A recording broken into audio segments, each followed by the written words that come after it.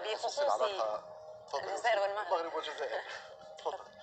بخصوص العلاقة بين المغرب والجزائر، قال بن كيران إن هنالك صعوبات في العلاقات بين البلدين، لكن هذا لا يغير حقيقة الأخوة بين البلدين. وبخصوص العلاقة الجزائر والمغرب. المغرب والجزائر. تفضل. بخصوص العلاقة بين المغرب والجزائر، قال بن كيران إن هنالك صعوبات في العلاقات بين البلدين، لكن هذا لا يغير حقيقة الأخوة بين البلدين.